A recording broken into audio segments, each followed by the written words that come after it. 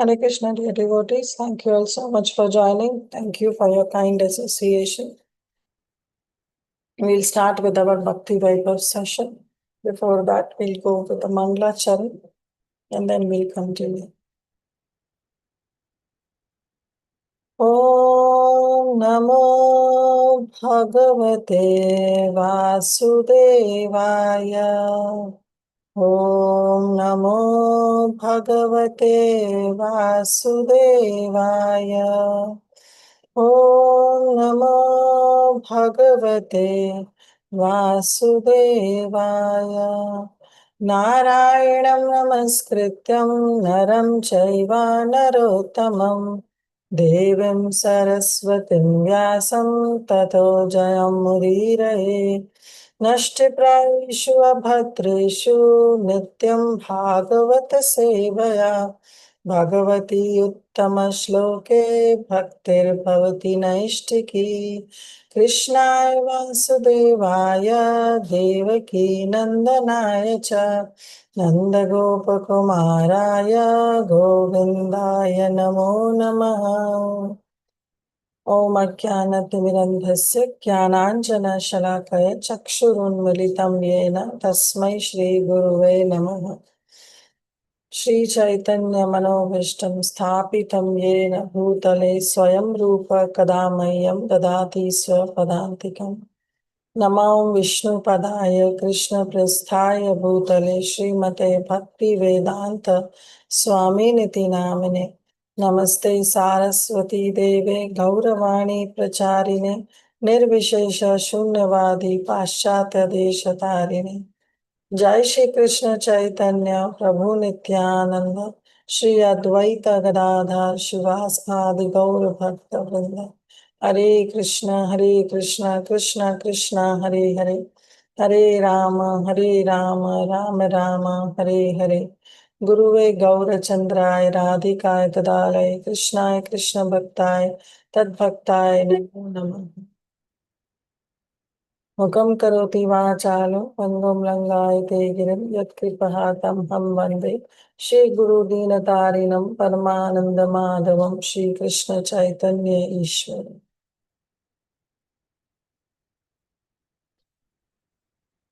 My humble obeisances to all the Vaishnavas gathered. Vancha kalpatarubhascha kripa sindhubhaiva cha patitanam bhavanebhyo Vaishnavebhyo namo namah।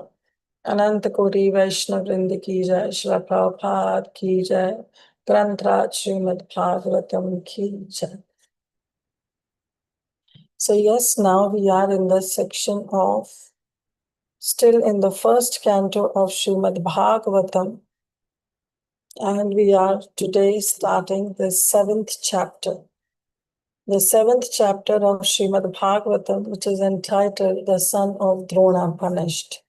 So in the previous chapters, not the recent one that we have completed, but in the previous chapter, I think so it was chapter 4, when the appearance of Sri Narada Muni was described. At that time, Shaunakadi Rishi asked further 3 questions from Sri Suta Goswami. And those 3 questions were about Srimad Bhagavatam, that when, how, and where that compilation happened and how Vyasadeva got the inspiration.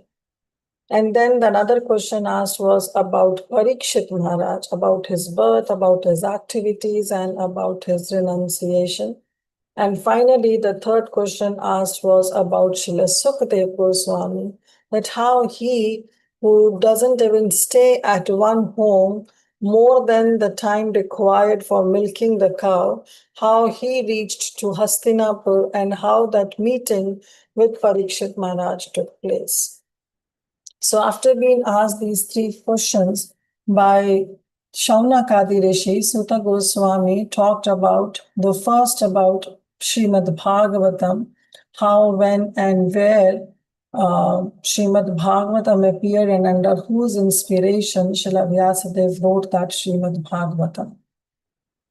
So in order to discuss that, he narrated about the appearance of Narad Muni, about the despondency that had in the heart of Srila Vyasadeva. And then we saw in the further chapter that how Narada instructed Shri Vyasadeva about that you have to go ahead and meditate, and then you have to write and revise, actually, not write, but revise and compile again the Srimad Bhagavatam.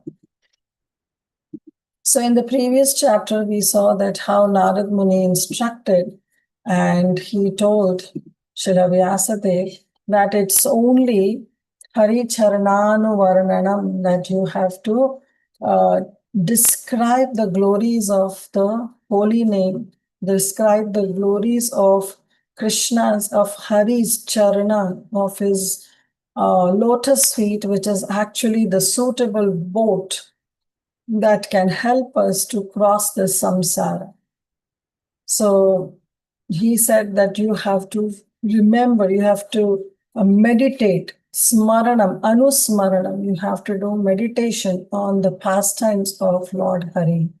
That's going to help you. No other way can help you to come out of this despondency. And the highest welfare activity that you have taken care of, uplifting the common mass of people, that also going to help only by this process of Bhakti Yoga. Having spoken this to Srila Vyasadeva, Narad Muni then left that place, leaving Vyasadeva alone at his hermitage.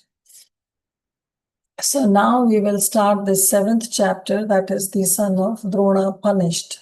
So we'll talk about now Ashwathama, because the next question that was asked was about Parikshit Maharaj.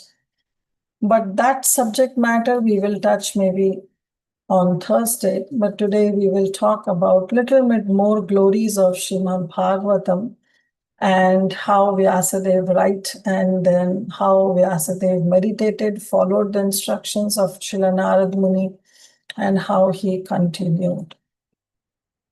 So I'll share my screen.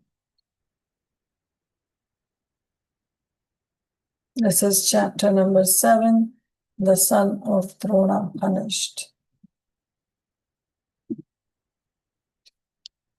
So this is text 1.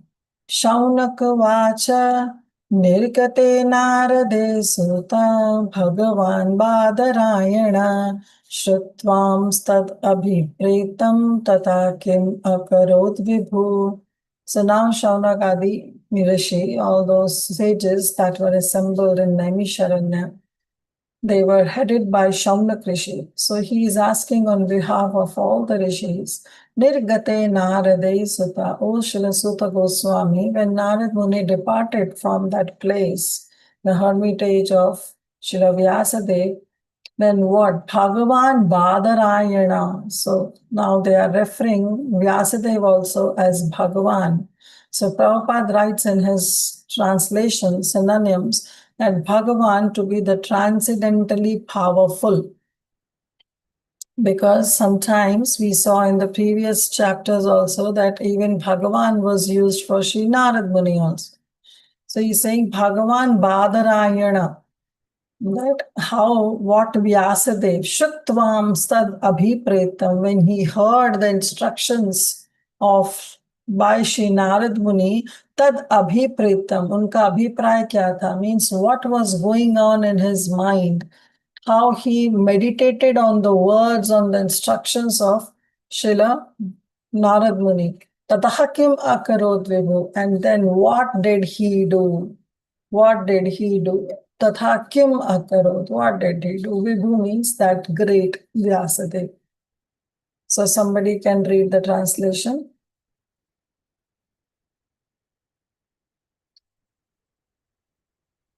Hare Krishna Mataji. Hare Krishna Mataji. Hare Krishna, go ahead.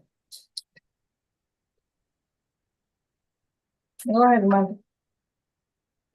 Okay. Shri Saunaka asked, O Sudha, the great and transcendently powerful Vyasadeva, heard everything from Sri Narada Muni. So after Narada's departure, what did Vyasadeva do? Yeah. So after Narada's departure, Nirgate Narade, when Narad Muni left, What did that powerful, that great Vibhu Srila Vyasadeva did? Prabhupada write in its purport. Thank you, Mataji. I forgot to thank you. In purport, Prabhupada writes, in this chapter, this clue for describing Srimad Bhagavatam is picked up as Maharaj Parikshit is miraculously saved in the womb of his mother. So the second question that Shaunak Adi Rishi asked was about Parikshit Maharaj, about his birth and his activity. So now Sutta Goswami is building up that base where he wants to come to the part where he wants to describe that how Parikshit Maharaj was saved in the womb of Mother Uttara and how Krishna personally came and saved him. And first of all, what was the reason why Krishna has to save Parikshit Maharaj? Because this was caused by Drauni. Drauni means the son of Dronacharya, that is Ashwathama, Acharya Drona's son, who killed the 5 sons of Draupadi while they were asleep, for which he was punished by Arjuna. Before commencing the great epic Srimad Bhagavatam, Sri Vyasadeva realized the whole truth by trance in devotion. So when Vyasadeva started meditating, so right now it's no mere mention that he followed the instructions of Narad Muni. It's just that they're asking this question to Narad Muni that what did Vyasadeva do? But Prabhupada is writing that he sat and he realized, Srila Vyasadeva realized the whole truth by trance in devotion. So he meditated and the entire knowledge was revealed in the heart of Vyasadeva. And thus he revised the entire scripture. So text 2, Sutta Vacha. Brahmanadyam Saraswatyam Ashrama Paschime Tate Shamya Prasa iti Prokta Rishinam Satravardhana. So now, because all these sages asked that what did Srila Vyasadeva do? So now Sutta Goswami is answering their question and saying Brahmanadyam Saraswatyam, that he was near the bank of river Saraswati, that we have also read in the previous chapter, that how Vyasadeva was staying near the banks of river Saraswati. And Ashrama Paschime Tate, and he was on which tat? He was on the which bank? He was on the western bank. His ashram, his hermitage was on the western bank of river Saraswati. Shamya Prasa, and the name of that place is Shamya Prasa iti Prokta. So his cottage was on the western side of Saraswati river, and that place was Shamya Prasa. Okay, that's the name, that's the place. And Rishi Nam Satravardhana, that Rishi, he said that he started performing some activities which enlivened him. Okay, that's what. So now the question comes is that why this Saraswati is known as Brahmanadyam. So Brahma means, there are many meanings to Brahma. Srila Vishwanath Chakravarti Thakur in his commentary, Rasarartha Darshani, he writes that Brahma can means a lot. Brahma can means the Vedas, Brahma can means the Brahmanas, Brahma can means the austerity. Brahma can also means a Brahmana. Brahma can also mean Lord Brahma, and Brahma can also mean Prajapati. So these are the various meanings of Brahma. But the point is, this Saraswati river, why is known as Brahma Nadyam? Nadyam means it comes from the word Nadi, river. But Brahma, because it was very auspicious and very sacred river, where these all Brahmanas, they used to come and they perform various austerities. Okay, they perform their tapa. So that's why this Nadi, this Nadyam, this Saraswati river is referred to as Brahma Nadyam. It was not an ordinary place. The place also holds a very importance when we, especially when we chant, we look for a proper place, a solitary, isolated place where we don't get any disturbance.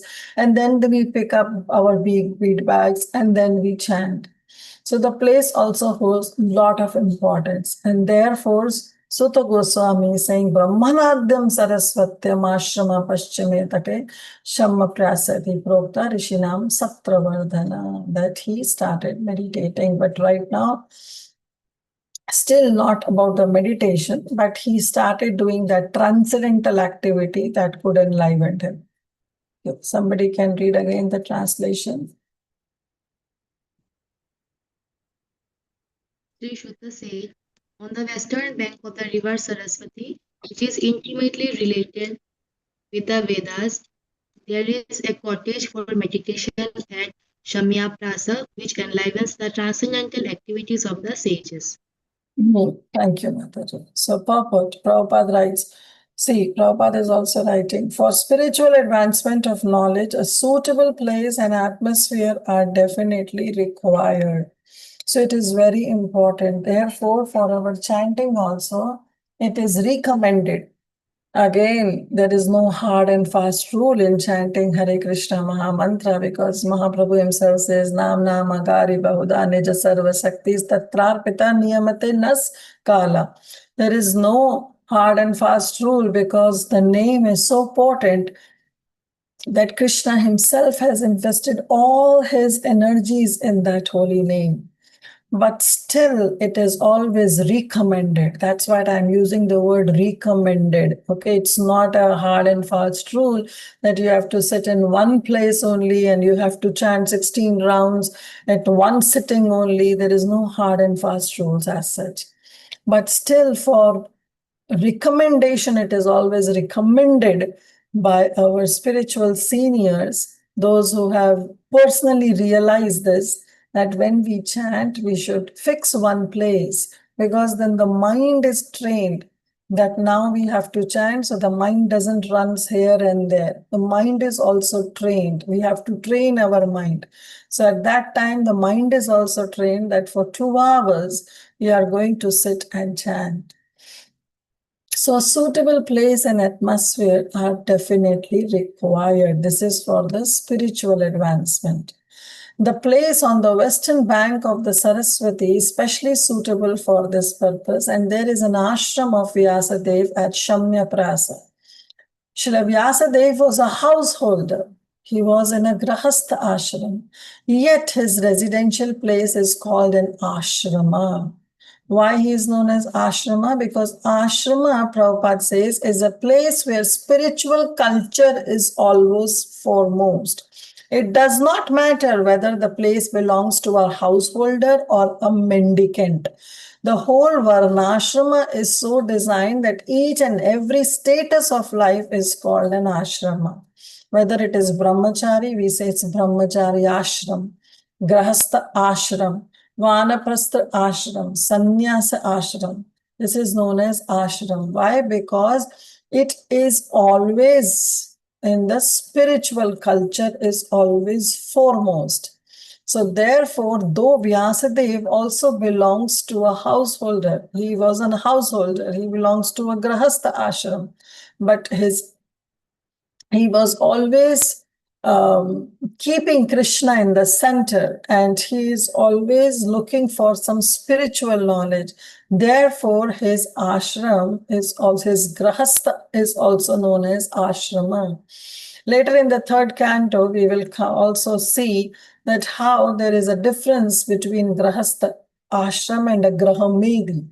So grahastha and a grahamedi. Grahamedi is the one who is always looking for some sense gratification.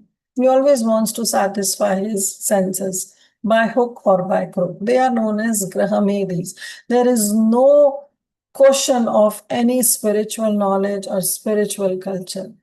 But when there is a spiritual knowledge or spiritual culture involved and the same lifestyle of living, it becomes an ashram. Okay. So the whole Varnashrama system is so designed that each and every status of life is called an ashram. Now, this also helps us to understand that it's not necessary that we have to renounce our grahasti.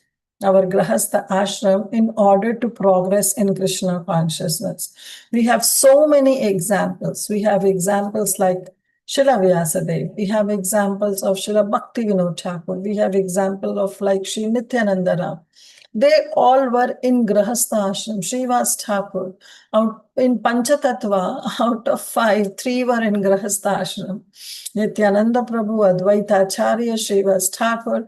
Even Mahaprabhu was initially in Grahastha ashram only. Later he left and took the sannyas. So we see that how all our, like Bhakti Vinod Thakur, he was, okay, Siddhanta Saraswati Thakur was not. He was a Naishtika Brahmachari, but our dear Srila Prabhupada, he was also in Grahastha ashram. So it doesn't depend upon whose ashram we are, in what ashram we are in. The point is that we have to bring Krishna consciousness. We have to imbibe that Krishna consciousness in our life.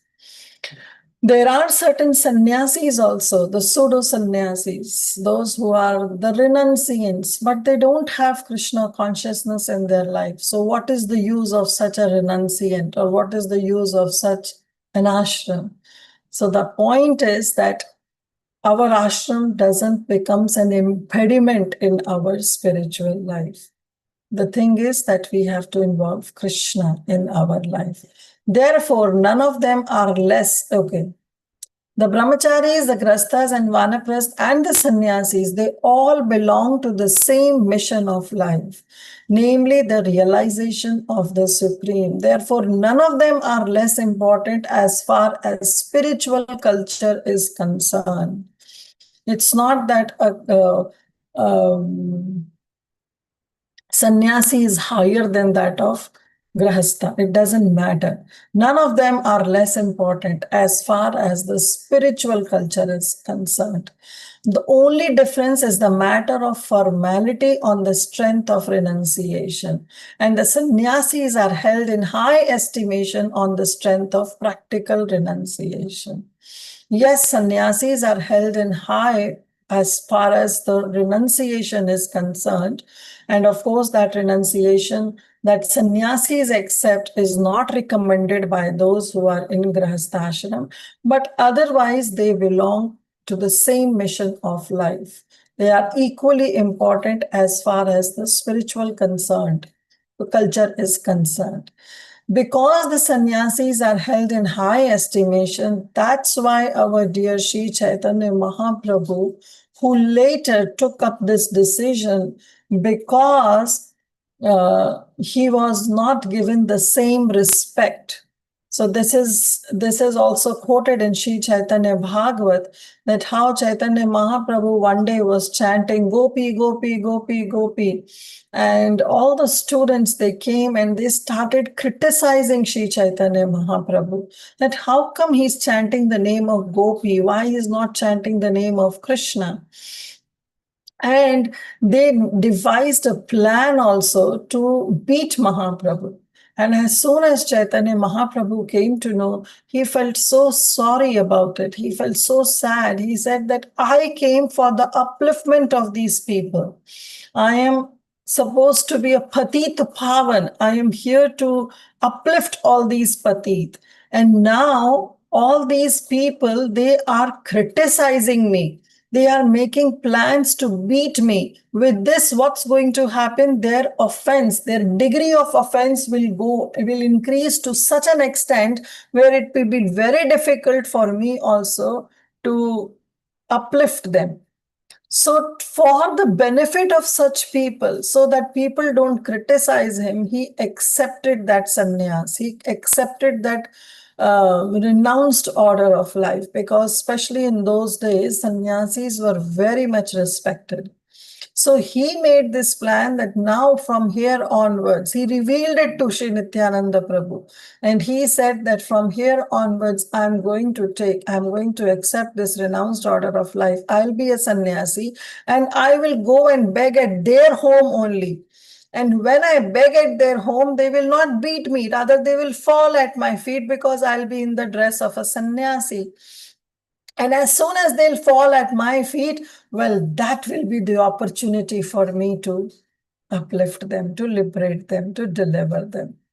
So this is how our Sri Chaitanya Mahaprabhu is. He is totally magnanimous.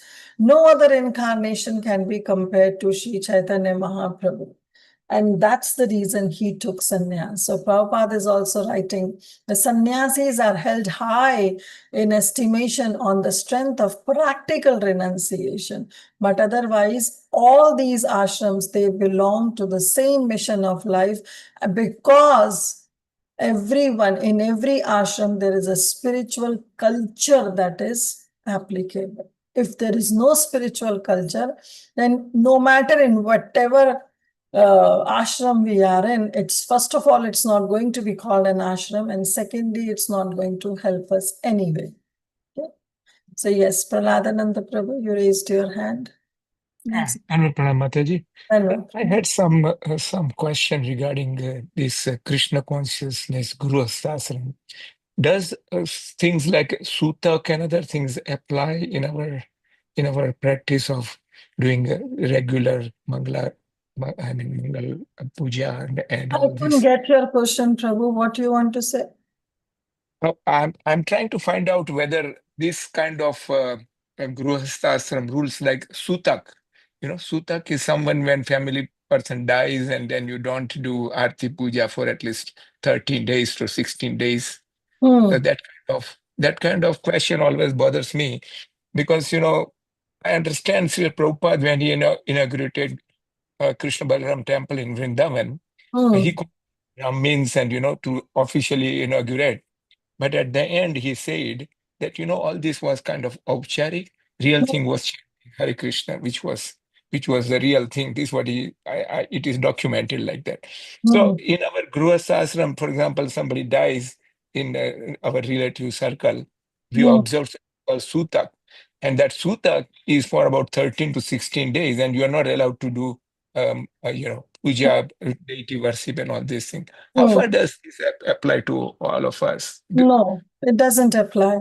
It Doesn't doesn't apply. apply to those who are initiated because all Okay. this observing sutak and patak is when somebody dies or some childbirth happens in the family. Mhm.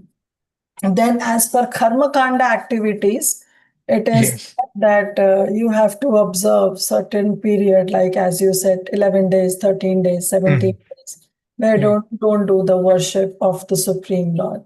But that Mhm. applies only to those who are following that karma kanda activities. Where we who are on the path of bhakti yoga, we first of all understand that this death is not the death of the soul because the soul is eternal. We know Eternal, yes. that the changing of the body is only the change of the dress. So we understand that actually death gives an opportunity for the soul to progress more and more in their life. So, are also being initiated when we have the lordships at home, we cannot keep them away. We cannot help make them starve if we are not, because we don't observe that kind of vows or austerities. The next day, if somebody dies, the next day something happens and we have to eat. Right? We eat, we take bath, we do all kind of activities. Then why we bereft the spirit, the Lord in all these activities?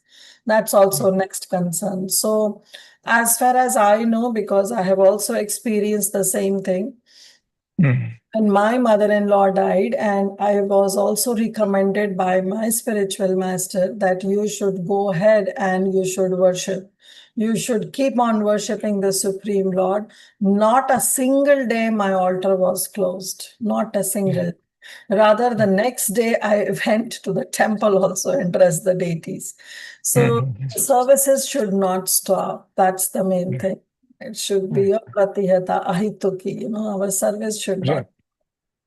But as we were Oh. discussing in Nectar of Devotion, that if something happens in our home only, Mhm. because sometimes the relatives dies some other place, they are in some other place, we are at some other place. But if somebody dies in our home only, right there Mhm. next to the altar, and where the altar, our home altar is there, and also the dead body is there, then we have to be little bit concerned about it. because again, it's the matter of impurity, contamination. And at that time, we can also give our deities to our near and dear ones so that they can worship. The point is their worship should not stop. And then as soon as we cremate the dead body, the next day we should bring back our deities and start worshiping. All right. Thank you very much, Mata. So That gives yes, me a lot of yeah, guidance there. Thank Bhakti you. Yoga, there is no Sutak Pata. We don't believe. Okay. Thank you. Thank you. Prabhu. Text 3. Tasmin swa ashrame vyaso vadari sandamandite ashinopa upaprishya prani daddhau manas swayam. So yes, I forgot to mention about Badrayana in the previous verse. Why he is known as Badrayana? Vyasadeva is known as Badrayana. Ayana means to take shelter. So he took shelter of a Badri tree. These are the berry trees. And he meditated under those berry trees, and therefore Vyasadeva is also known as Badrayana. What is the pramana for this? The pramana is this third verse. Tasmin swa ashrame Vyaso. So then Vyasadeva in his ashrama, and that ashrama, now he is explaining, Sutta Goswami is explaining, Badri Shanda Mandite. It was covered by the Badri tree, by the berry tree. The entire ashram was surrounded by Badri tree. Ashino pa upaprishya. Then he sat. But how he sat? Before sitting under the tree near his hermitage, Samyaprasha, on the bank, western bank of Saraswati river, before he sat, upaprishya. He took bath or he did achaman. Upaprishya can mean either taking bath or taking spiritual bath, that is doing achaman. So he touched the water and he did his achaman or he took bath. Pranidhano manaha swayam. And then he concentrated his mind on the instructions of Srila Narad Muni. So with this, that how he was meditating, he sat under the Badri tree. He took shelter of Badri tree. Therefore, his name is also known as Badrayana. Okay, somebody can read translation. In that place, Srila Vyasadeva, in his own ashrama, which was surrounded by berry trees, sat down to meditate after touching water for purification. Thank you, Prabhuji. So he sat down and meditate after touching water for purification. So that itself means that he did his achaman. So Narad now instructed Vyasadeva. So remember in previous chapter, we saw, let me open and show you.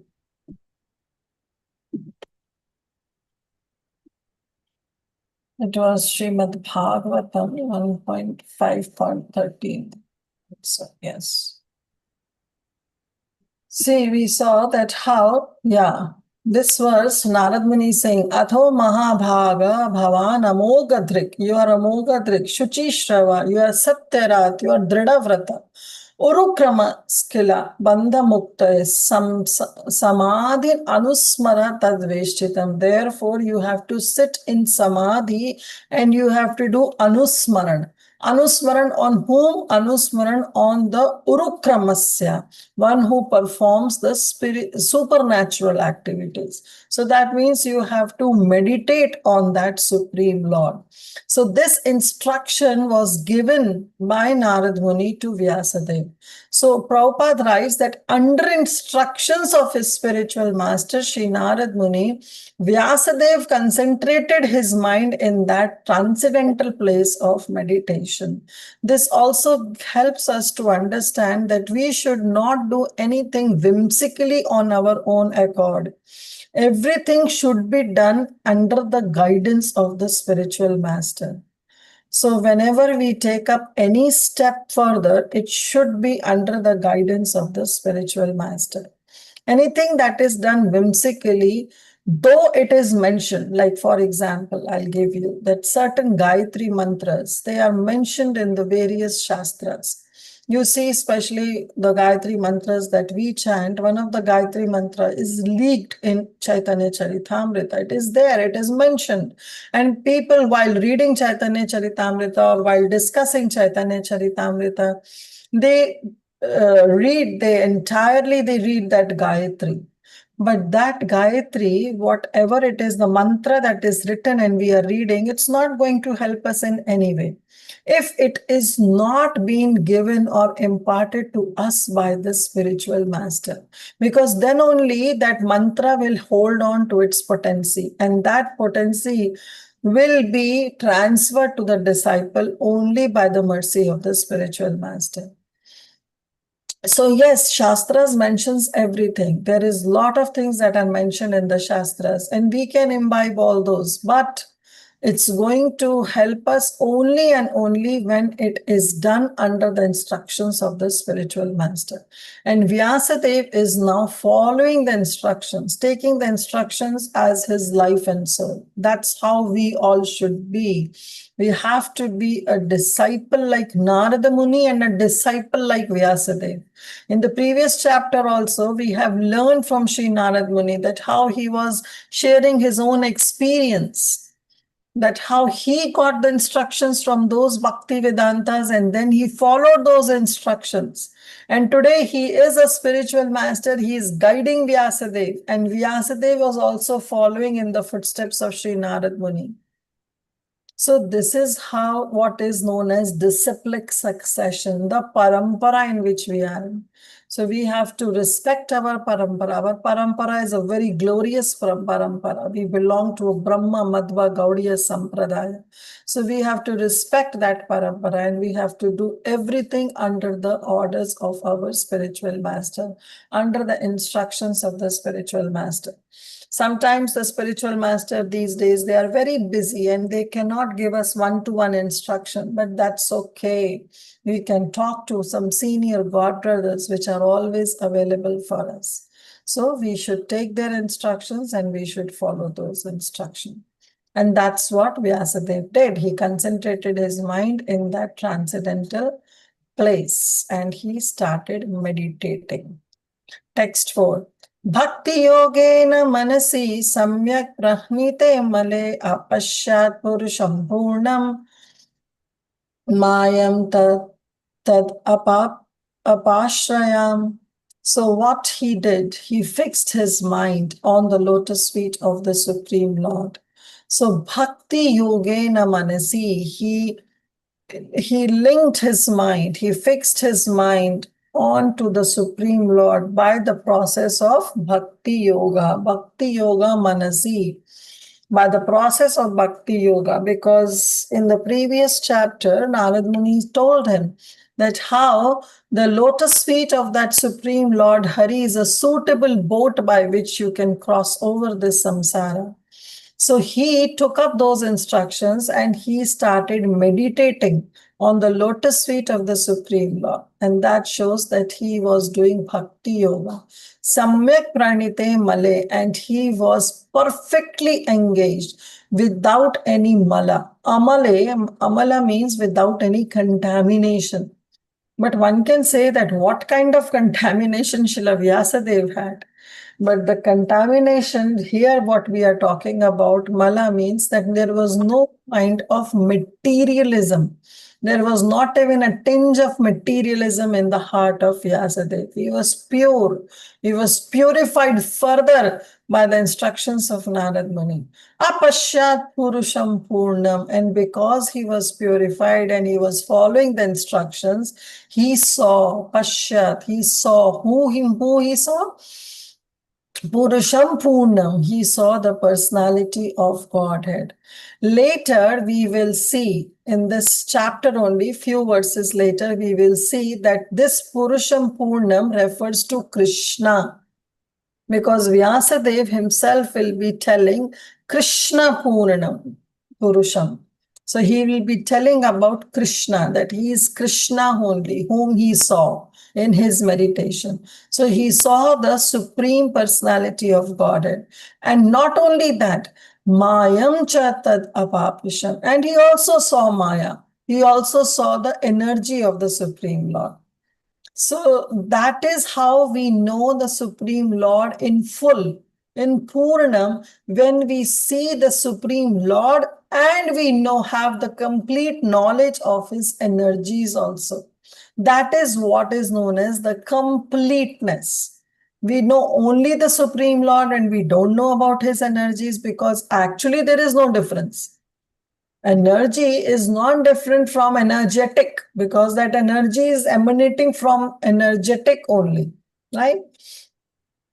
So, but having that complete knowledge about the Supreme Lord and his energies is what is known as the complete knowledge.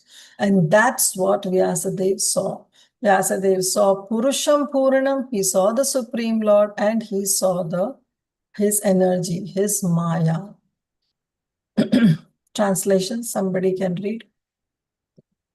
Thus, he fixed his mind, perfectly engaging it by linking it in devotional service or Bhakti Yoga without any tinge of materialism.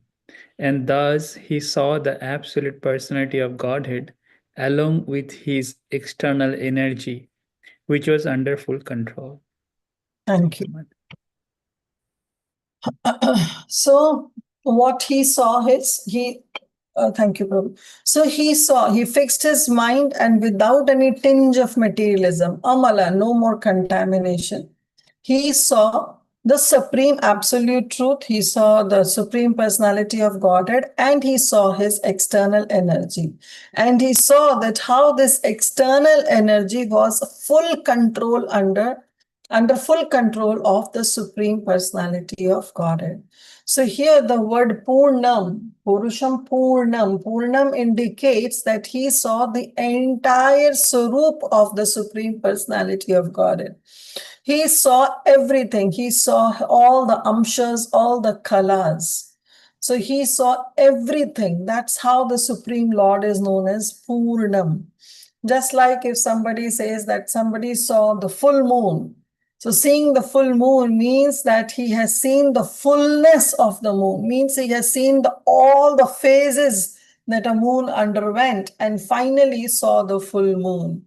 So similarly, our Vyasadeva also saw the Supreme Personality of Godhead along with his energy, and he saw that how energy, this Maya, took shelter of that Supreme Lord. Therefore, he is known as Mayadhish. He is the controller of Maya. We jivas are Mayadas, but the Supreme Lord is Mayadhish. So in purport, Prabhupada has written a very brilliant, and it's a very long purport that Prabhupada has written. Okay, so let's read. It's very beautiful. Perfect vision of the absolute truth is possible only by the linking process of devotional service. So this is Prabhupada is highlighting and saying that it's only through the process of Bhakti Yoga that we can have the perfect vision of the absolute truth. So in the second chapter of Srimad Bhagavatam, we read that there were different aspects of absolute truth. Brahmeti, Paramatmeti, Bhagavaneti Shabdate. All these are different aspects of the same absolute truth. But the knowledge if somebody is having of Brahman and Paramatma, that knowledge is not wrong, but that knowledge is incomplete knowledge. The Purnam knowledge is when somebody knows about the Bhagavan feature also. Because when somebody knows about the Bhagavan feature, definitely they know about Paramatma and Brahman too. So knowing the Bhagavan feature is knowing the supreme absolute truth incomplete. And that is only possible through this process of Bhakti Yoga. Therefore, he's saying Bhakti Yogena Manasi. Through the process of Bhakti Yoga, he concentrated his mind on the lotus feet of Shri Lord. This is also confirmed in Bhagavad Gita. Now, somebody can tell me the verse. What is this verse? That one can perfectly realize the absolute truth personality of Godhead only by the process of devotional service, and thus one can enter into the kingdom of God by such perfect knowledge. You can raise your hands. Quickly, it's such an important verse. Okay, Praladananda Prabhu, go ahead. Oh, Dandavan Mata. It's a Bhaktya Mam Abhijananti Yam Yasyasmi Tato Mam Tato Gnata Viste Tadanantara. 18.55. Thank you, Prabhu. Excellent. This is the real, you can say, the most confidential knowledge that was revealed by Krishna to Arjuna. That one can perfectly realize the absolute personality of Godhead only by the process of devotional service. Bhaktya mam abhijanati yavanchas chasmi tattvataha. That real tattva one can know only by the process of bhakti. Tatomam tattva jnanam vishate tadantaranam. And one who knows this knowledge, they can quickly enter into the kingdom of God by such perfect knowledge.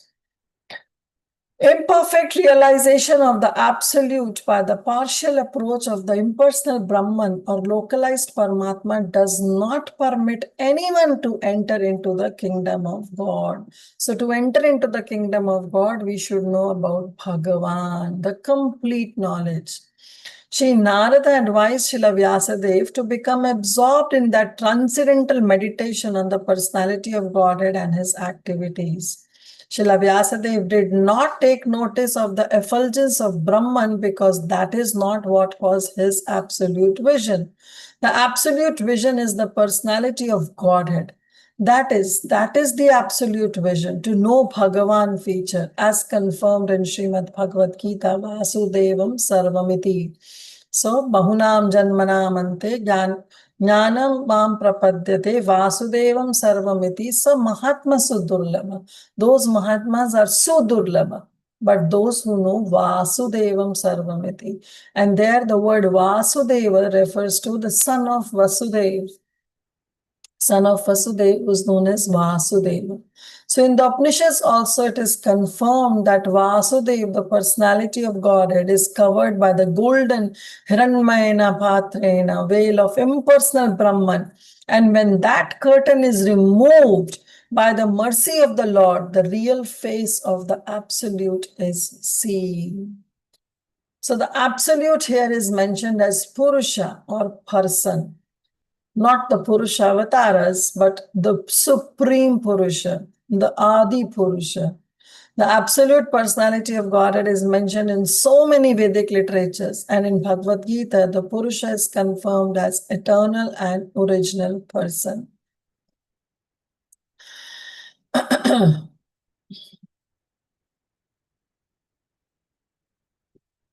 Okay.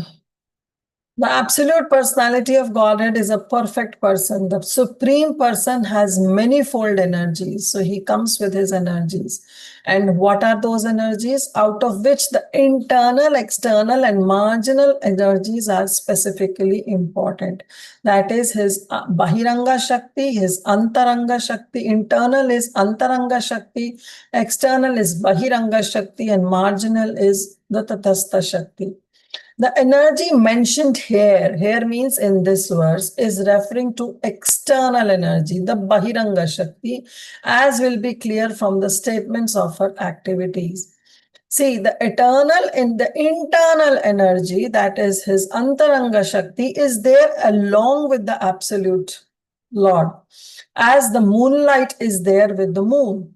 You cannot separate the moonlight from the moon. You cannot separate the sunshine from the sun. So the internal energy is always there. But the external energy is compared to darkness because it keeps the living entities in the mode of ignorance. So when here he is saying, Apashyat Purusham Puranam, Mayam cha tad apashrayam. So he saw the Supreme Lord, then he saw Maya also. So when he saw the Supreme Lord, along with the Supreme Lord, the internal energy was already being shown. Because just like you cannot separate the moonshine from the moon, you cannot separate the energy from the energetic.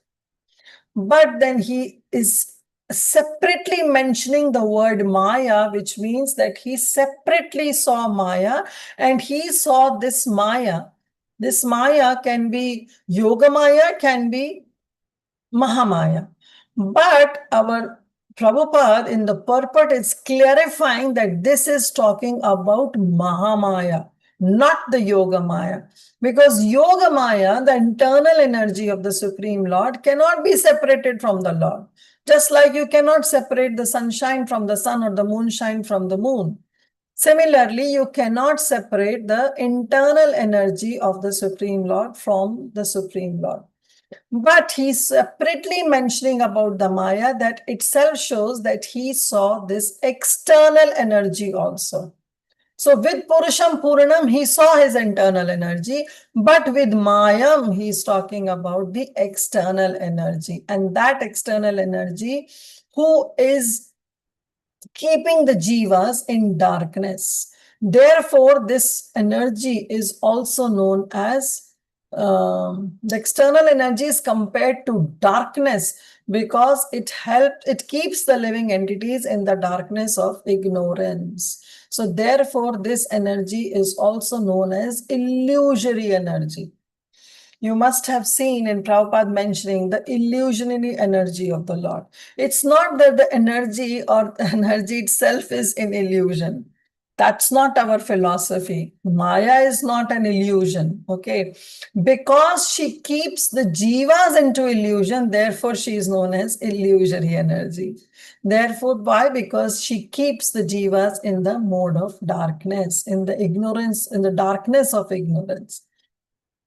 The word apashrayam suggests that this energy of the Lord is under full control of the Lord.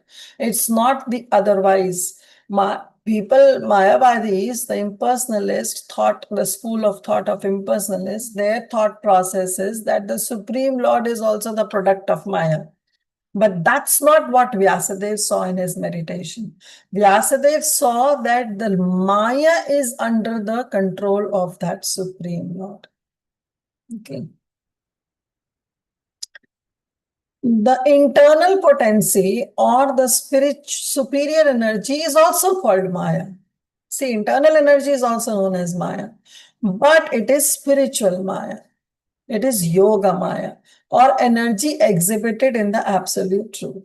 Now, whether one is under the shelter of his internal potency, when one is under the shelter of his internal potency, when Daivim Prakritim Ashrayam, then the darkness of material ignorance is at once dissipated. Then there is no more darkness. Okay. Mahatmanas tumam partham Devim prakritim ashrayam bhajanti ananya manaso jnatva bhutadim avayam. They are always under the Daivi prakriti.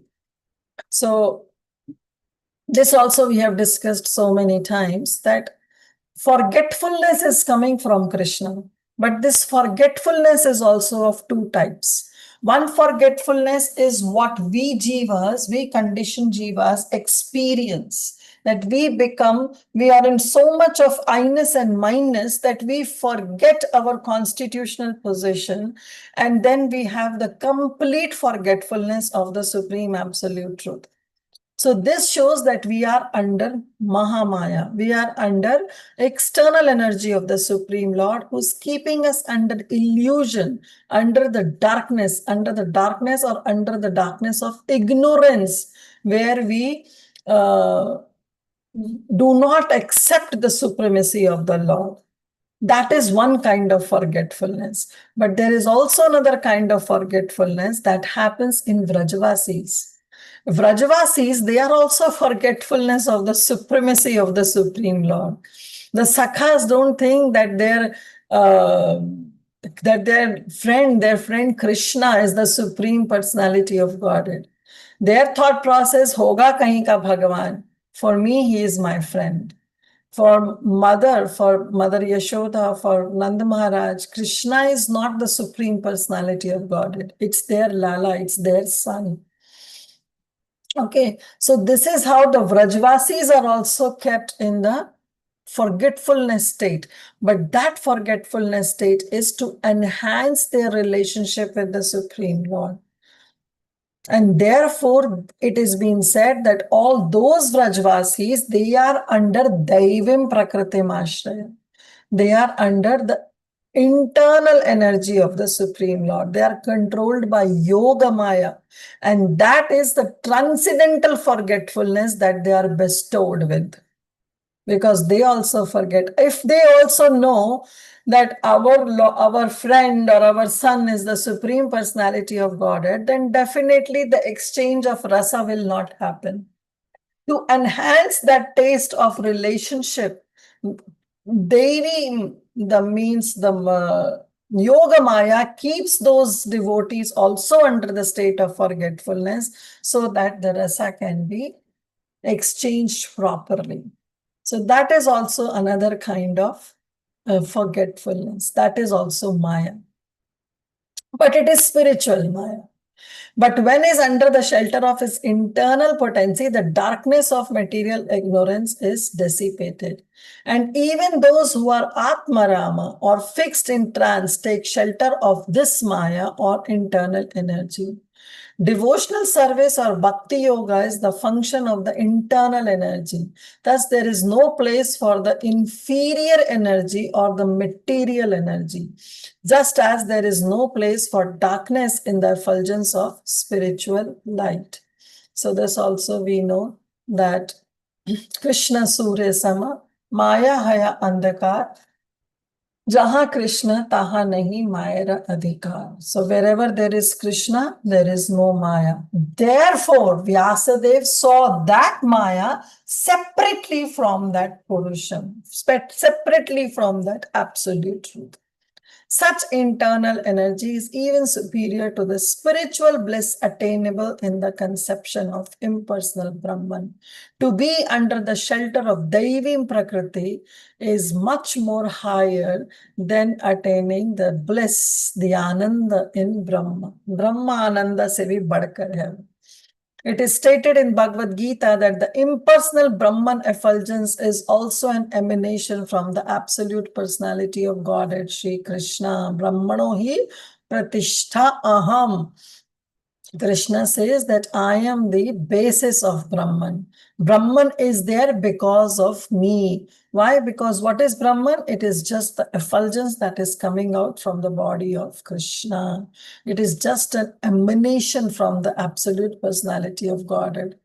Now, the Parama Purusha that is mentioned in the verse cannot be except Sri Krishna himself, and it will be explained in the 7th shloka actually. In the later shloka, it will be explained that this Param Purusha is Krishna himself. Krishna Parama Purusha. That will be explained by Vyasadeva. Text 5. Yaya sammohito jiva atmanam triguणात्मकं paropi manutenartham tatkritam chadhipadyate. Again, Prabhupada writes a brilliant purport to this. What he is saying, Yaya sammohito jiva. This way, this jiva is under the sammohita, is illusion. Uska sammohan ho jata hai. By whom? By the external energy of the Supreme Lord. But that jiva who becomes illusioned is actually Atmanam Trigunatmakam.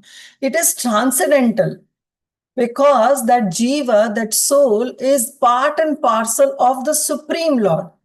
So definitely, if somebody is part and parcel of the Supreme Lord, how can they be under the control of the external energy of the Supreme Lord? When somebody is part and parcel of the Supreme Lord, that means they are carrying the same potency of that of the Supreme Lord. Maybe in minuteness, maybe not in full, but they have the same potency. Okay, so just like this is what our philosophy is, Achintya Bheda Bheda Tattva. That we are qualitatively one with the Supreme Lord, but quantitatively we are in a very minute form. So that jiva who is sammohita, who is illusioned by Maya, is actually trigunatmakam, is actually transcendental, is actually out of the 3 modes of material nature. But, and it's para, it's transcendental. Parapi manyute nartham. But in spite of having all these qualities, of that of the Supreme Lord, in spite of having the quality of Satchidananda, in spite of having qualities to rise above the modes of material nature, this jiva becomes samhoita. This jiva becomes illusioned and develops all the anarthas. Unwanted things we jiva develops. Tat kritam cha adhipadyate. And thus we undergo various reactions to our karma. Because we ourselves submit into the hands of that Maya. Prabhupada gives this classic example. Like, consider this Maya to be a tree, right? And then a jiva goes and embraces the tree. So the jiva, the person who is going to hug a tree, embrace the tree, and shouts, "Oh, leave me, leave me, leave me." Now, who is catching whom? So actually, it's the jiva who surrenders unto that Maya to come and catch me, to come and engage me in that engagement, in that cage. So we ourselves are submitting to that Maya. Otherwise, we have the quality of Satchidananda as that of the Supreme Lord. We can also rise above these modes of material nature. But we ourselves desire to be captured by the clutches of Maya.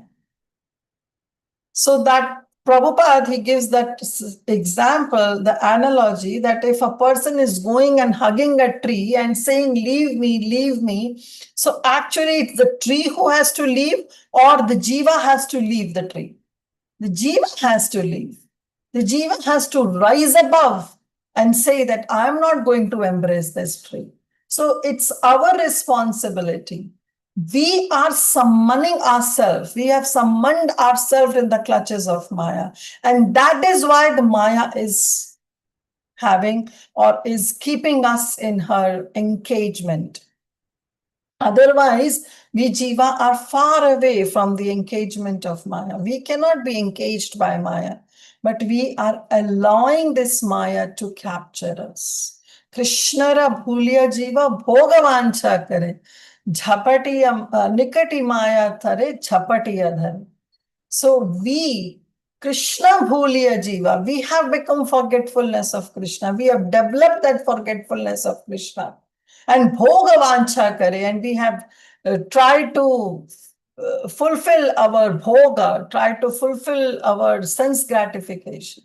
We have that desire. So whose fault is? The fault is of the jiva. The fault is not of Maya.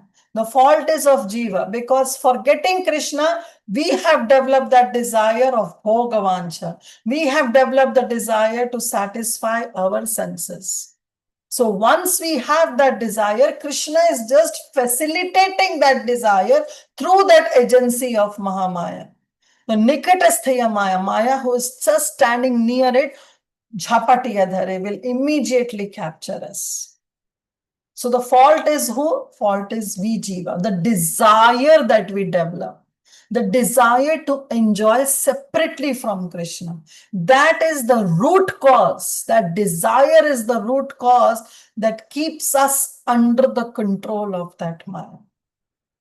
Yaya Samhito. This is what even Vyasadeva saw in his meditation. Yaya Samhito Jiva, Atmanam Trigunatmakam, Paropi, it's transcendental.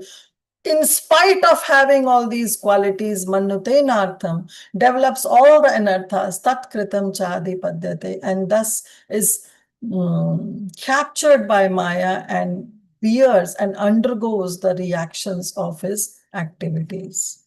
Somebody can read the translation. Due to this external energy, the living entity, although transcendental to the three modes of material nature, thinks of himself as a material product and thus undergoes the reactions of material miseries. Thank you, Prabhu. So thus we are the one. Due to this external energy, the living entity, although transcendental, but we think ourselves to be the product of this material energy, and thus we undergo the reactions. Again, Prabhupada, it's a long purport, but Prabhupada writes this beautiful purport to it.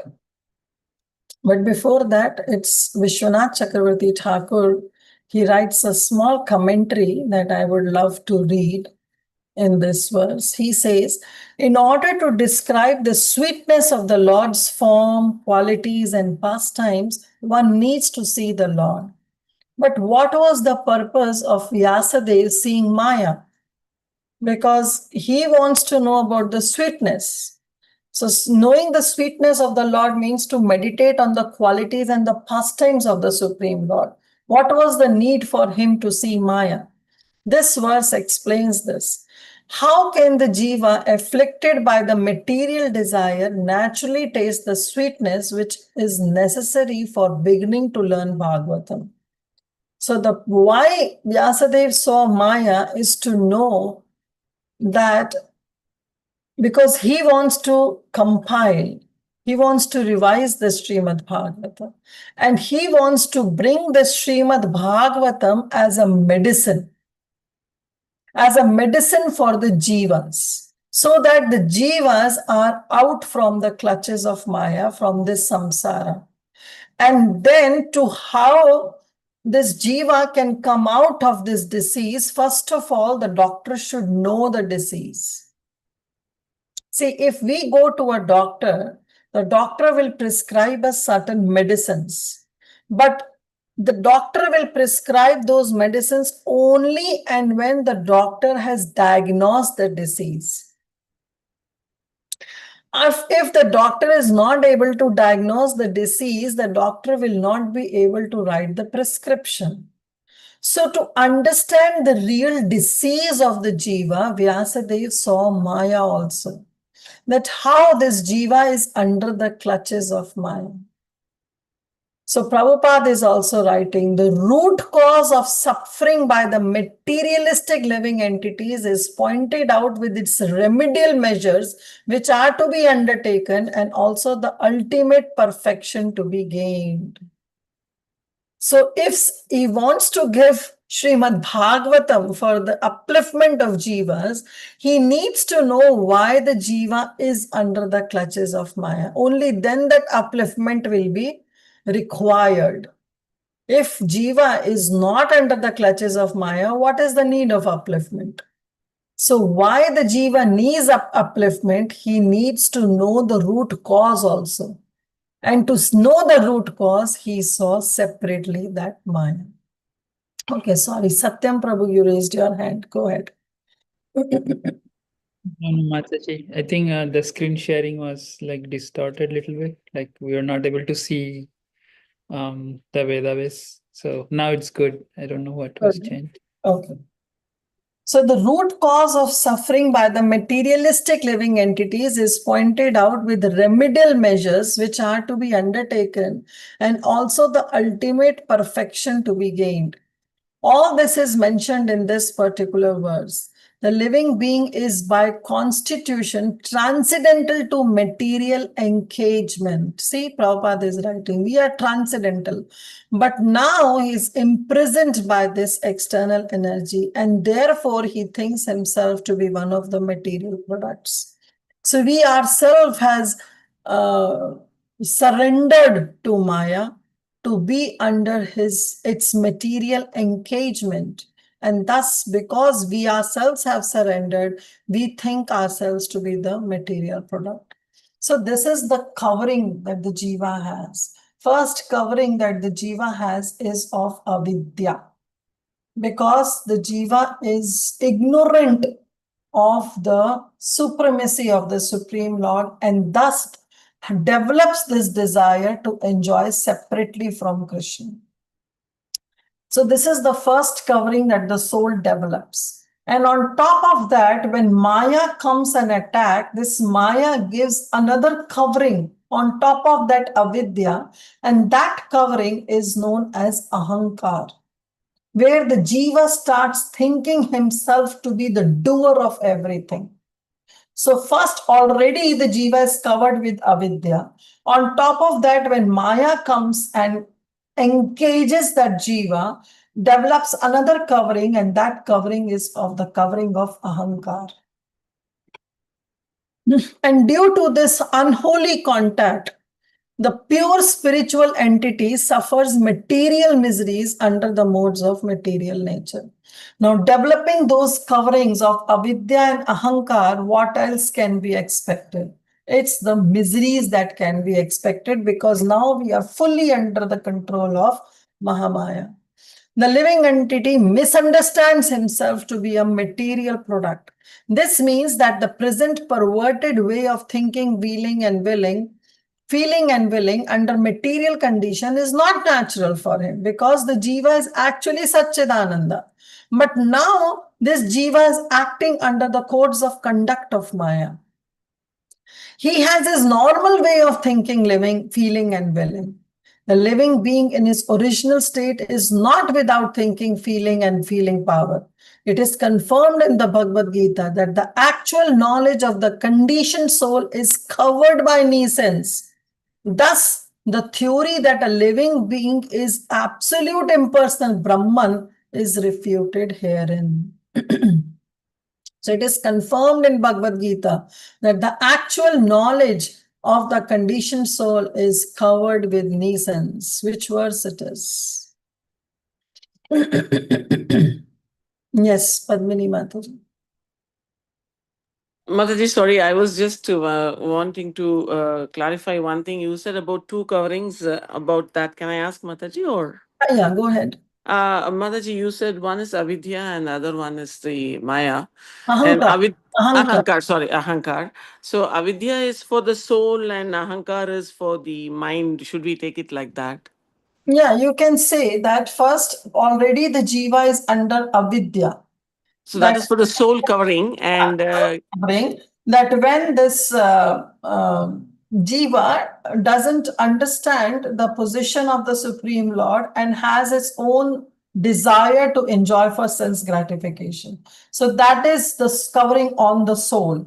But as soon as the jiva develops this desire under this avidya, Maya comes and take over and gives a particular kind of subtle body, the mind, intelligence, and ego, so that we can fulfill that desire. Suppose if I have a so desire. this is for this component, mind Yes, component, maya. this is the component of the subtle and subtle body that is being given to us by Maya to facilitate our desire only. Okay. And this is how we developed ahankar. Okay. So that ahankar is different. The ahankar of tiger will be different. Ahankar of a dog will be different. Ahankar of a human will be different. Okay. Right. But that jiva is covered with another covering of ahankar, which is given by Maya to facilitate our desire. So that's why it's called false ego. False ego, yes. Thank you, Mataji. Okay. Thank you. So it is confirmed in the Bhagavad Gita that the actual knowledge of the conditioned soul is now covered with nescience. So this is actually Bhagavad Gita 5.15, where he says, Agnatvam, Avritam. So with ignorance, this jiva is covered, and Tena Muhyanti Gnatva, and thus the jivas are always under bewilderment. Thus, the theory that a living being is absolute impersonal Brahman is refuted here. This cannot be, because the living entity has its own way of thinking in its original unconditional state also. The present conditional state is due to the influence of the external energy. See, whatever we are thinking, feeling, willing is now due to the influence of Maya, which means that the illusionary energy takes the initiative, but the Supreme Lord is aloof now. So there is no role play of the Supreme Lord. So that means the Supreme Lord cannot be blamed at any point of time. The Lord does not desire that the living being be illusioned by external energy. The Lord doesn't want, but still this energy, she accepts this thankless task. Prabhupada so beautifully right. The external energy is aware of this fact. She knows that the Supreme Lord is Suhrit Sarva Bhutanam. He is the ever well-wisher of all the living entities, and he doesn't want the living entities to be illusioned. But still she does this thankless job. Why this is thankless job? Because nobody will appreciate. Everybody will say why Maya has to do it. But still she accepts this thankless job of keeping the forgotten soul under illusion by her bewildering influence. Because she doesn't want each and every soul to go to the Supreme Lord without having a desire to serve the Supreme Lord. The Lord does not interfere with the task of illusory energy, because such performances of the illusionary energy are also necessary for the reformation of the conditioned soul. Prabhupada gives two examples to explain this. Just like an affectionate father does not like his children to be chastised by another agent, yet sometimes he puts his disobedient child under the custody of a severe man just to bring him onto the right path. So the father doesn't want, but still he himself employs someone who can bring his disobedient child to the right path.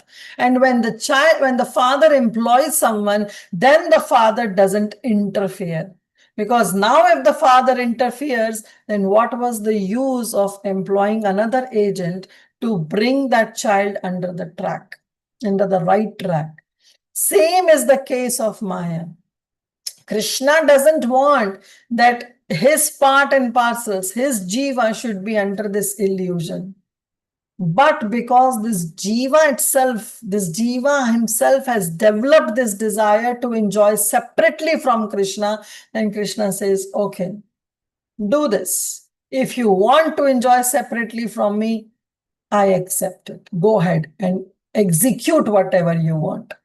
And then this Maya has to intervene and give us the certain body to help us facilitate our desires. And that's going to keep us eternally under the shelter of that Maya. But an all affectionate and almighty Father at the same time desires relief for the conditioned soul, relief from the clutches of illusion energy. And that's why Krishna comes. That's why Krishna comes after every millennium. In every millennium he comes so that paritranaya sadhuna vinashaya chadushkrita, so that he can protect his devotees. That's what his job is. Now, the second example Prabhupada gives, just like the king puts the disobedient citizens within the walls of the jail, but sometimes the king, desiring the prisoner's relief, personally goes there and pleads for reformation, and on his doing so, the prisoners are set free. Similarly, the Supreme Lord descends from his kingdom, especially in the mood of Lord Shri Chaitanya Mahaprabhu, who personally comes and helps these jiva to come out of this illusion. He gives upon the kingdom of the illusionary energy and personally gives relief in the form of Bhagavad Gita, in the form of Srimad Bhagavatam, in the form of Sri Chaitanya Charitamrita, where he personally suggests that although the ways of illusionary energy are very stiff to overcome, but one who surrenders unto the lotus feet of the Lord is set free by the Lord of the Supreme. So he personally comes and gives this suggestion in Bhagavad Gita. Daivi esha gunamai mama maya dharattaya mameva hi prapadyante maya me tam taranti. The Lord himself gives the solution that you are under this Daivim Prakriti Mash. Sorry, you are under this Devi Esha Gunamai. This Maya, you all are under Maya. Oh, conditioned jivas, you are under this Maya. And this Maya is not an ordinary Maya. This is Daivi. This is divine. Mama Maya, and this is my Maya. And Durattaya, and it is very difficult to cross over. Krishna himself says. And he says, I cannot intervene also. Because it was your desire to be under the engagement of Maya. So I cannot take up your free will. Daivi Esha Gunamai Mama Maya, and it's my Maya. It is Gunamaya. It is made up of three modes of material nature. And it is Ma Maya, my Maya. And it is insurmountable to cross over. But he gives the solution also. Mameva hi prapadyante, Maya me tam dharantite. But if you surrender unto me, If you take shelter of me, then this Maya, who is keeping you under her engagement, will relieve you and will help you to progress so that you can come back to me. So one who surrenders unto the lotus feet of the Lord is set free by the orders of the Supreme. Just like the king who personally goes to the imprisoned house and pleads for the reformation so that the prisoners are set free. So this is how the Lord also helps. This surrendering process is the remedial measure for getting relief from the bewildering ways of illusory energy. The surrendering process is completed. How? Can it happen on its own? No, only by the association, only by the influence of association. Sadhu Sangha, Sarva Shastra Koi. Lava Matra Sadhu Sangha, Sarva Siddhi Ho. The Lord has suggested, therefore, that by the influence of the speeches of the saintly persons who have actually realized the Supreme, those who are Tattvadarshina, the conditioned souls, when they engaged in their service, Pariprashnena Sevaya, when they engage in the service of those saints and ask questions, then they get the real knowledge, the realized knowledge. They get a taste for hearing about the Lord. And by such hearing only, by this Shravanam only, they gradually elevated to the platform of respect, devotion, and attachment for the Lord. The whole thing is completed only by the surrendering process, and this surrendering process can be completed only in the association of devotees. This means that the conditioned souls are being reclaimed by the Lord both ways, namely by the process of punishment of the external energy and by himself as the spiritual master within and without. Because the Paramatma who is sitting in the heart of every living entity also takes the function of Chaitya Guru. He guides as a spiritual master, he guides the Supreme Lord from within and without. So within the heart, he guides as Paramatma, becomes the spiritual master. And from without, he becomes the spiritual master in the shape of a person or a scripture saints or an initiating spiritual master. So how beautiful process Krishna has designed just to uplift all the fallen souls. But we ourselves are so adamant that in spite of having that knowledge, in spite of having that wonderful opportunity of coming in contact with these saintly people, with the Shastras like Srimad Bhagavatam and Bhagavad Gita, we have become so adamant that we still defy this and we say, no, I am the Supreme. I want to become Ishvara. I am having that doership mentality. So it's our stubborn nature that's stopping us. Sometimes people ask these questions. Even Prabhupada was asked this question, how long will it take for me to become Krishna conscious? And Prabhupada says 1 minute. It's a very famous, you can search on YouTube. 1 minute, 1 moment. It hardly takes a time for us to become Krishna conscious because we have to leave the clutches of that tree. We are ourselves holding on to the tree and shouting that we are under Maya. So whose fault it is? It is our fault. Our fault. We have got all the opportunities. We have got a human birth, which is the most rarest of all the 8,400,000 species of life. And then on top of that, getting that human birth, we have come in contact with Srila Prabhupada's movement. We have come in contact with the disciples of Srila Prabhupada, those who have initiated us, has recommended us into that movement and have sown that seed of devotion in our heart. In spite of having such a wonderful parampara, in spite of having such wonderful scriptures like Srimad Bhagavatam and Bhagavad Gita, in spite of having this human form of life and coming in contact with the devotees, we are taking everything for granted. And that's why we are in this world. And that's why we are not able to acknowledge all these wonderful things that we have got in our life. Personal superintendence in the illusory energy is confirmed in the Vedas. So the living entity, thus subject to control of the external energy, is differently situated.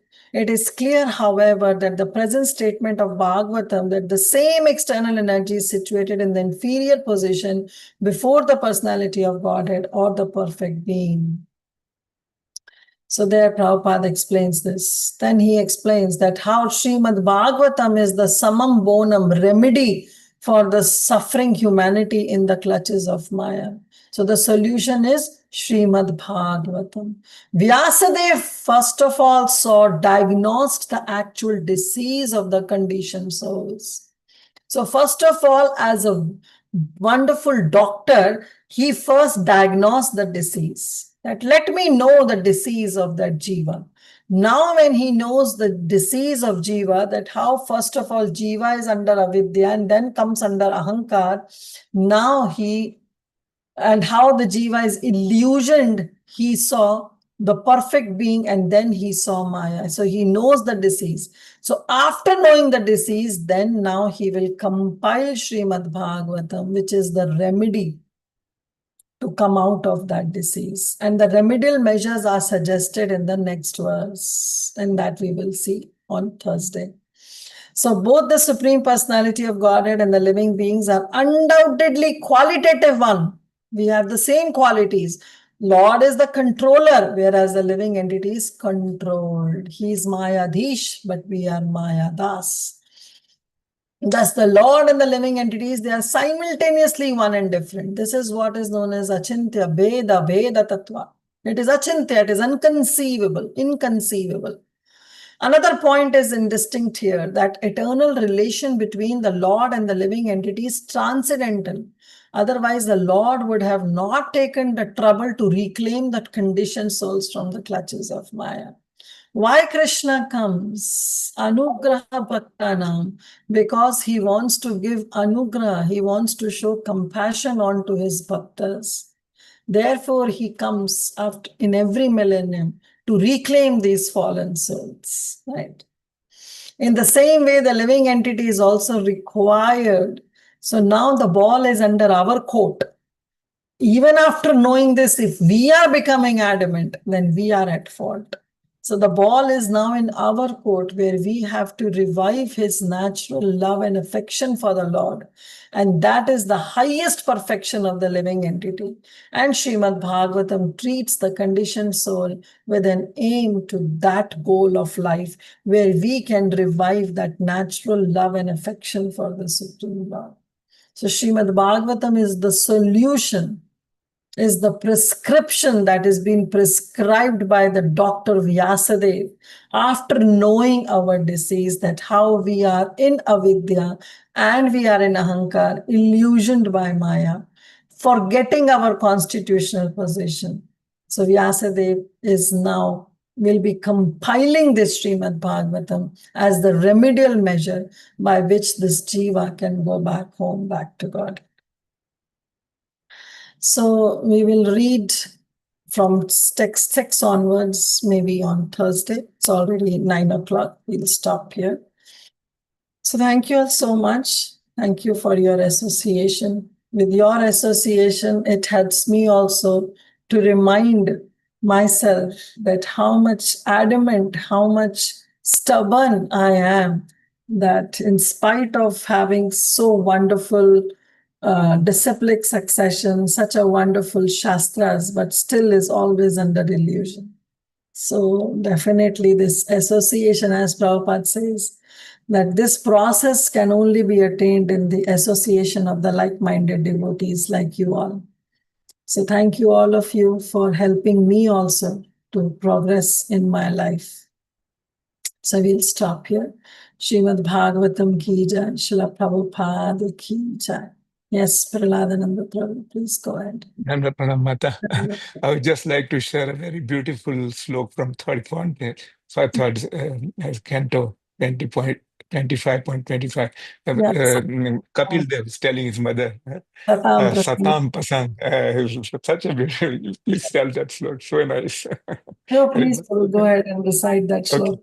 Says, Satam prasangan mama virya samvindo bhavanti rutkara rasayana katha tajoshnad asva apavargmartmani saddharatir bhaktiranupalasa.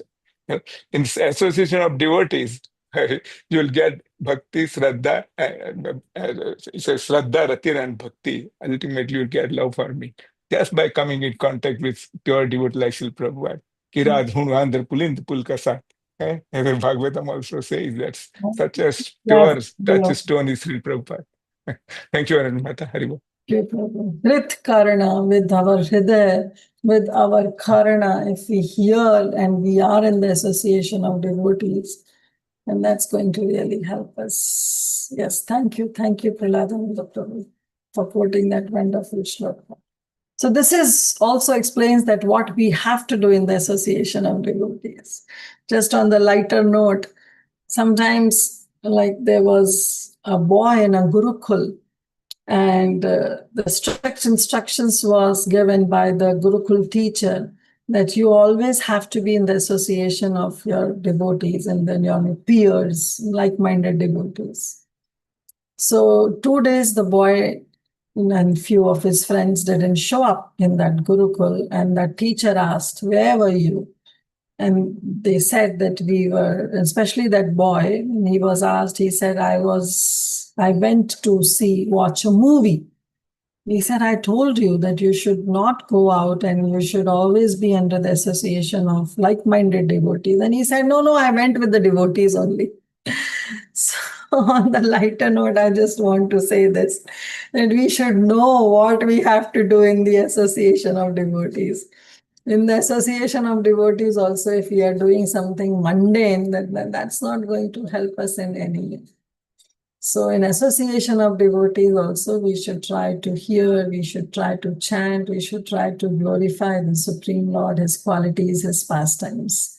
So that also shows that verse that Prabhu quoted, that our karna, our ears should be open to hear Krishna Katha in the association of devotees.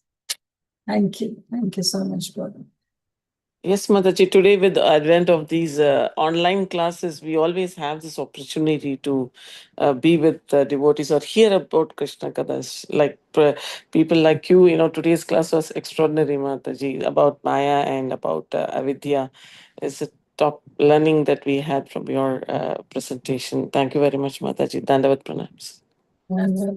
Yes, online forums are always there where we can have the association of the like-minded devotees. And more we hear, the more we become purified.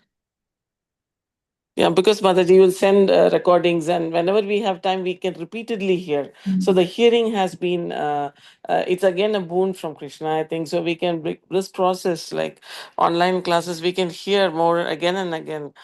So that helps us a lot, Mataji. Thank you so much. Thank you. This also reminds me about the principle that Srila Rupa Goswami mentions in his Bhakti Rasamrita Sindhu of Yukta Vairagya. That we devotees, we don't say no to internet, we don't say no to gadgets. Why? Because we use this in the service of Krishna. Through this medium of internet, through this medium of Zoom, through the medium of all these gadgets, it's helping us. It's helping us to progress in our Krishna consciousness. Though we are not attached to this, but still it's going to help us. And that is what is Yukta Vairagya, that Rupa Goswami says. Anything for Krishna's service, anything. Utility is the principle, as Prabhupada says. Purity is the force, utility is the principle, books are the basis, and Yes. treatment is the essence. Today, you don't even have to read books. You can ask the internet to read the book, and we can hear. That's even much better, no, Mataji. Sometimes we may not be able to read when you're sick or something. Yeah. Hare Krishna, Mataji. Hare Krishna. Okay. Thank you, Chinmay Mataji. Anything else? Okay, thank you, dear devotees. Then we can stop here. See you all on Thursday.